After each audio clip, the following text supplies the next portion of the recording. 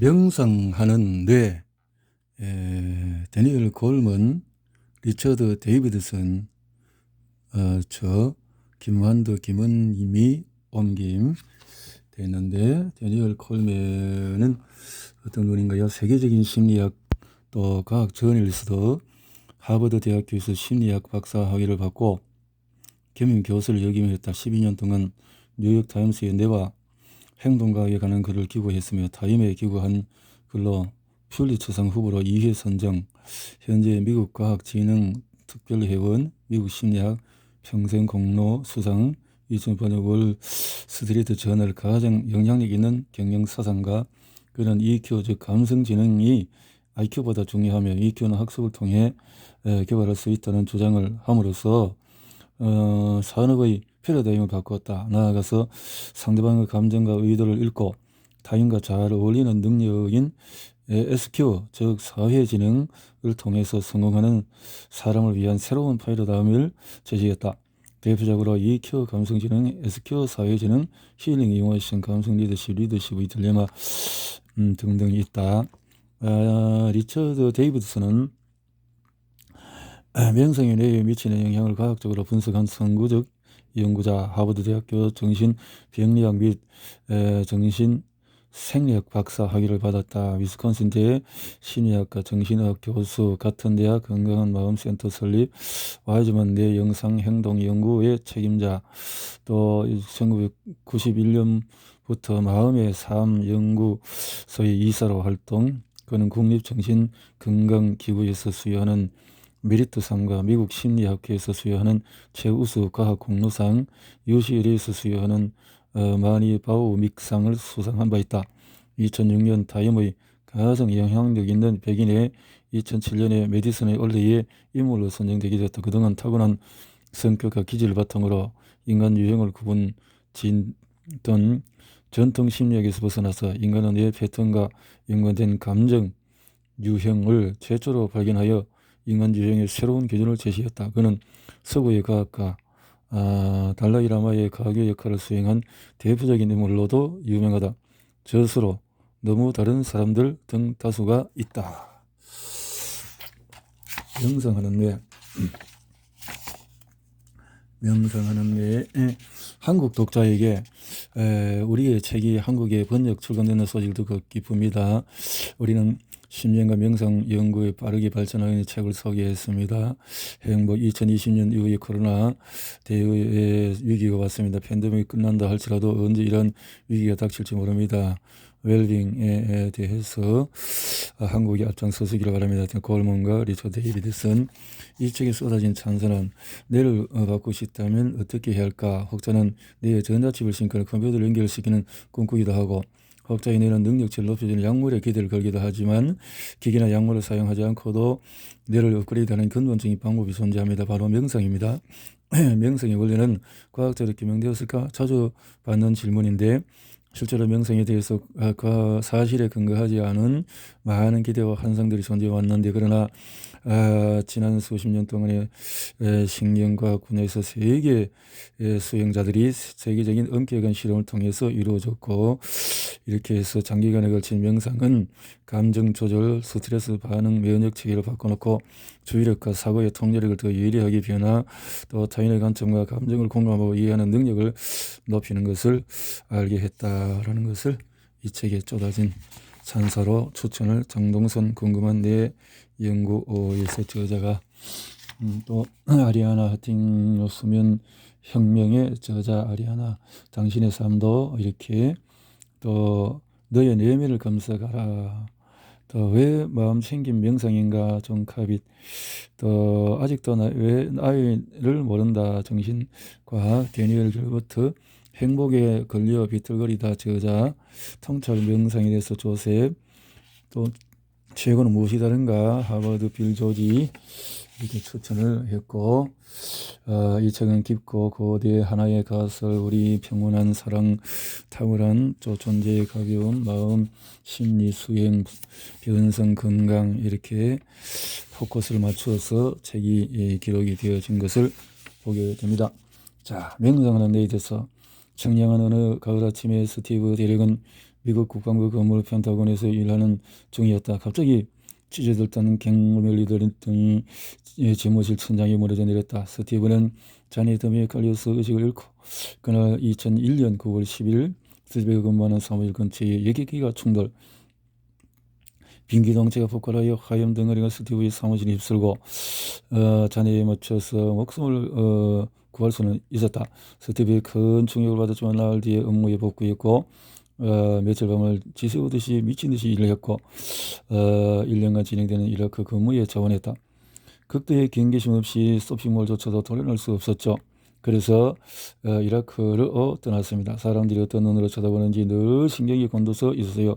완전히 경계태세로 살았던 거죠. 엘리베이터도 탈 수 없었고 도로가 막히면 갇혀버린 느낌이 들었어요. 스티브는 외상후의 스트레스 장애를 겪고 있었다는 거죠. 포스트 트로마닉 스트레스 디스오더라는 것을 겪고 있었다. 그러던 어느 날 더는 이런 상황을 감당할 수 없음을 깨달았고 결국 심리치료사를 받고 상담받고 그때 심리치료사가 조심스레 마음 챙김 명상을 권했다. 스티브는 그때를 이렇게 회상한다. 마음 챙김 명상에는 마음을 좀 더 평온하게 스트레스를 줄이고 이렇게 마음 챙김 명상을 계속하니까 자해 명상을 추가하고 집중 수련에도 참여한 결과 PTSD 증상이 나타나는 빈도가 점차 줄었고 강도도 약해졌다. 짜증나고 안절부절 못하는 불안 증상은 이제 그런 증상이 알아차릴 수 있고 스티브 같은 사례를 접하면 세상 명상을 주목하게 되어지는데 이 책을 공동집필한 꾸준히 이런 수련을 해왔다. 라는 거죠. 명상에 대해서 알려진 것들 잘못된 정보가 있을 수 있다. 또한 명상에 관한 진실이 전부 다 알려지지 않고 남아 있을 수도 있다. 스티브 예를 보자 무수히 많은 사람이 사례를 들려줬고 또 반복되는데 마음 챙김 명상 같은 명상 덕분에 증상이 완화되고 했다. PTSD 환자뿐만 아니라 사실상 모든 정서장애 환자가 그렇게 이야기하기도 한다. 고대로부터 이어져내는 명상수행법 하나인 마음 챙김 명상은 본래 치료 목적으로 고안된 것이 아니다. 최근에야 이 명상이 현대인들이 겪는 모든 형태의 불안 치료제로 이용되기 시작을 했다. 스티브가 정신적인 충격에서 회복하는 데 마음 챙김 명상이 도움이 된 것처럼 명상을 실용적으로 응용하려는 이 같은 시도들이 광범위하게 호응을 얻고 있다. 이런 시도는 명상의 본래 목적처럼 깊이 나아가지는 않는다. 명상을 수련하는 데는 두 가지 길이 있다. 하나는 깊이를 추구하는 길이고 다른 하나는 넓이를 추구하는 길이다. 이 두 가지 길은 서로 상당히 다르지만 종종 혼동되곤 한다. 깊이를 추구하는 길은 두 가지 수준으로 구현된다. 하나는 그야말로 순수한 형태의 명상 수행법, 예를 들면 동남아시아의 상자부 불교나 티베트 수행자들이 전통적으로 수행해온 방식이다. 우리는 이런 가장 집중적인 유형의 수련을 일수준이라고 부를 것이다. 이러한 전통적인 요소가 서구 사회로 유입되면서 승리나 수행자와 같은 삶의 방식이 일부 제거되고 서구 입맛에 맞는 형태로 바뀌어 왔다. 이와는 달리 넓이를 추구하는 접근법도 존재한다. 자, 이렇게 제4수준으로는 훨씬 더 폭넓게 접근 가능한 명상 형태들이 해당이 된다. 제5수준도 등장도 예상할 수가 있다. 우리는 명상을 처음 했을 때 1수준에서 깊은 변형에 매료됐는데 이렇게 1, 2, 3, 4, 5 수준까지도 있다라는 거죠. 이 책에서 우리가 들려줄 수 있는 이야기는 개인으로서 연구자로서 거쳐온 여정을 그대로 담고 있다. 하버드에서 1970년부터 지금까지 가까운 친구이자 이렇게 함께하는 이렇게 함께해서 연구를 했다. 함께 책을 저서라는 작업은 무척 까다롭다. 몇 차례 곤란한 상황도 겪고 그렇겠죠. 사람이 다르니까요. 깊은 길은 1914년 가을 인도에서 돌아온 리치가 하버드대학교 정신병력 세미나에 참석했을 때 담당 교수가 리치를 의미심장하게 보더니 어떤 사람이 정신분열증을 앓고 있는지 아닌지는 그 사람의 복장을 보면 알 수 있다. 머리는 길게 기른 데다가 그 시절 케임브리지 시대 정신의 걸맞은 복장. 그래서 이런 일도 있었다. 리치드 한 분은 명상을 저지러 논문을 작성하고 싶다고 해서 퉁명스러운 반응이 들어왔다. 그건 자네 경력을 끝내는 일이야. 덴더만트를 이용한 명상의 효과에 대한 연구를 시작했을 때 비슷한 일을 겪었다. 임상 심리학 교수 중에 한 명이 소리를 전해 듣고 의심이 물씬 배어나는 말투로 이렇게 했다. 내 담당하고 있는 강박증 환자가 끊임없이 입 밖으로 내뱉는 제기랄 하고 강박증 환자가 내뱉는 당시 하버드 대학교 트라우마를 얻은 것은 아닐까? 리어와 엘퍼트가 하버드 학부생을 대상으로 환각제를 실험했는데 학과에서 방관하고 있다가 대소동이 벌어졌고 학교에서 만난 교수님들은 명상 연구에 전망이 없다겠지만 우리는 엄청난 가능성을 봤다. 명상으로 인한 기분 좋은 상태의 너머에 진정한 명상의 효과가 있을 것이며 그것이 바로 지속적으로 유지되는 명상의 특성이라고 생각했다. 변성된 특성, 명상 수련, 생기는 새로운 명상 자체와는 별도로 지속이 된다. 우리는 평생에 걸쳐서 변성된 특성이라는 개념을 밝히자 했다. 둘이 노력에 일합되면서 그 비밀을 밝혀낼 수 있었다. 대인은 인도에서 수년간을 보낸 적이 있다.